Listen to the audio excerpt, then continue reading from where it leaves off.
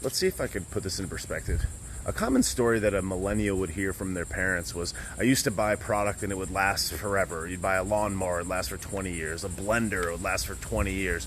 I would buy this product like a washing machine, like grandma's washing machine, would last for 35 years. Products were made out of steel. They were durable. You bought them one time and they lasted for a generation. Then over the years, these companies realized that it was more economical for a business to create a product that had a shorter expiration date that they could sell for a lower price. The consumer was appealed to by the lower and more reasonable price, and they didn't have as much concern for how long that product lasted. By then, that business could be long gone, or they could have sold you a better version or an upgraded version. As a result, products were made with cheaper materials. They would have a much less of a lifespan. And then when things would break, instead of repairing them, people would end up just throwing them out and buying another. Selling you a more durable product that would last longer was a bad business plan. Because now, instead of needing to buy something from me every year, every 4 years, every 5 years, now you don't ever need to buy it again. You buy it once every 10 or 20 years. You're literally killing your future sale. So it was better for the business to make more money to sell you something that was not as durable, that would not last as long. Certainly technology companies realize this as well. Even ones that you love and is your favorite, like Apple.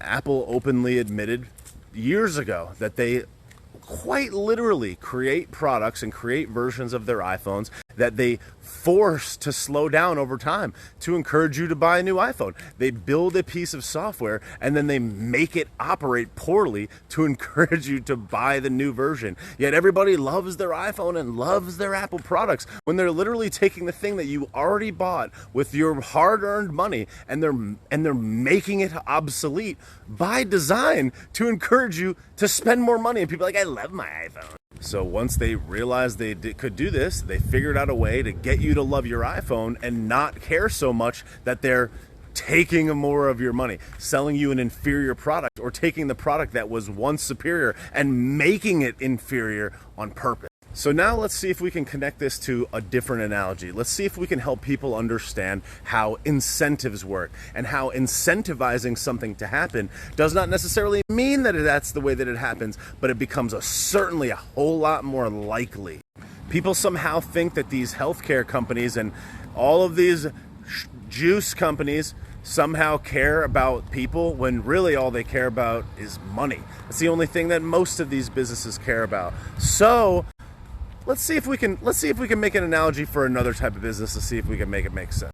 Every house needs to be painted in order for it to have a good resale value, in order for people to want to live in it, in order for it to match the requirements of the housing association in that neighborhood. Or if you just want to rent it out or want to sell it, the house needs to be painted. It needs to look nice in order for people to want to live in it, in order for the bank to want to give you a loan for it, in order for the bank to want to give somebody else a loan to buy it from you. So let's imagine for a second that the government forced everybody to paint their house at the exact same time. Let's just imagine that every single person was highly suggested or encouraged to paint their house, or their house would burn down. In order to meet the demand of every single person needing to paint their house at the exact same time and paint it with this new non-flammable paint, because every single person was suddenly in danger if they didn't paint their house in this way, imagine what would happen once that started to occur. Of course, existing home painting companies would scramble to find the new paint that they could paint these houses with. And of course, new companies would pop up that all of a sudden sold the highest quality house paint. They would just come out of nowhere.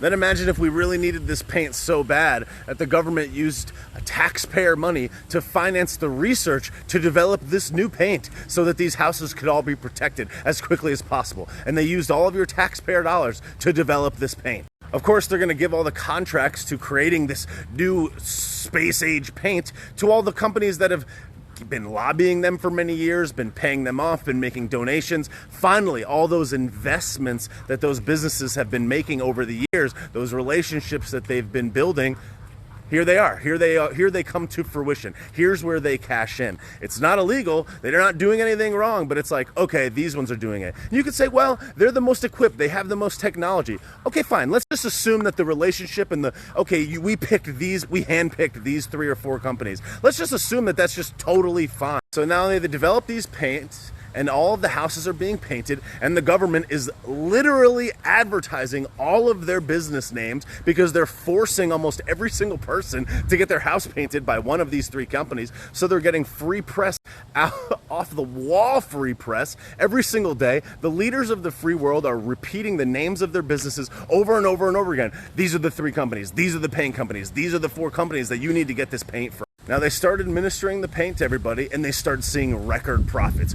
Billions and billions and billions of dollars more profits than they've ever seen ever. Their stock is off the chart. They're winning to a degree they've never won before. They're minting billionaires. The owners and the shareholders of the companies are getting richer than they've ever gotten before in an extremely short window of time. Now, if you just develop the best paint to ever be painted in the history of paint, so much so that that paint just lasts forever, well, you're going to be kind of out of business. You have a runway. This has been a huge cash windfall for you.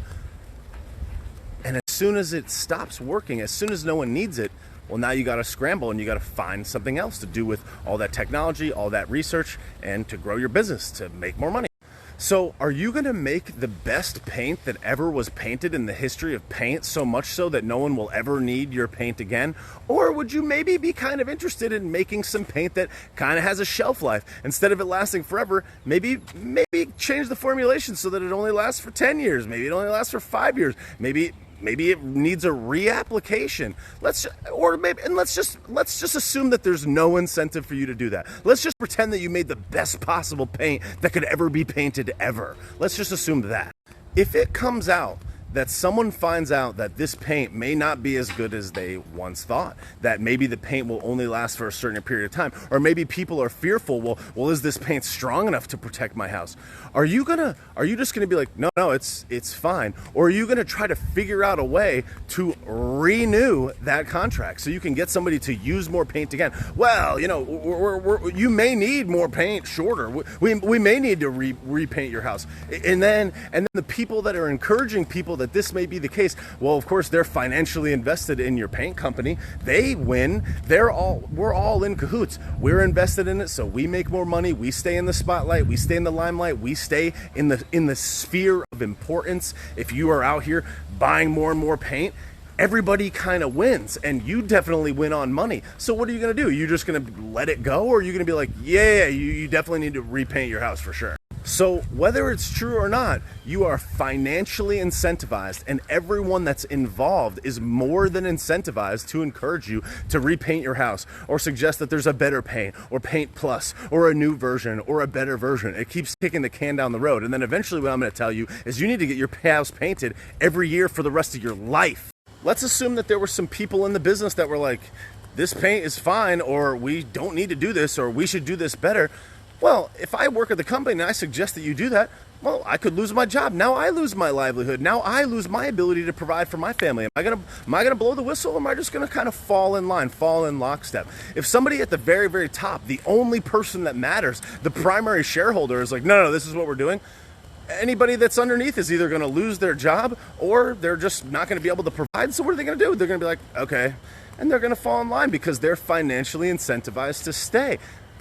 Smart people understand that sometimes things don't need to be said. In order for me to convince you to do something, I don't necessarily need to say anything. I just need to create the right incentive structure so that it doesn't even need to be said. There's things that you could say to a person by just being like, and they know that. So hey, maybe these juice companies are just out to save us. Maybe they're here to help us. I'm sure that's why they're just clocking in record profits to the expense of the taxpayer, aka you, aka the government, aka you. Now, I'm not saying that I know anything that you don't know. I'm just saying if there's an idea that they could potentially get you to get some boost, to come back and get more, to stay in the limelight longer, to make more money, to have it last forever in perpetuity, are you honestly going to say to yourself that they're not going to be like, yeah, you need a boost. Oh, yeah, you need one every 6 months. Oh, sorry, it went. Oh, it's like, Sometimes things don't need to be said. You can draw the connections on your own. I'm not saying that I know anything that you don't know. All I'm saying is that I'm just looking at it through an objective lens. And it's like, okay, it's like if they're financially incentivized to do something, they're obviously going to do it. All of a sudden, they're just going to wake up and be like, no, let's just do what's for the good of the people.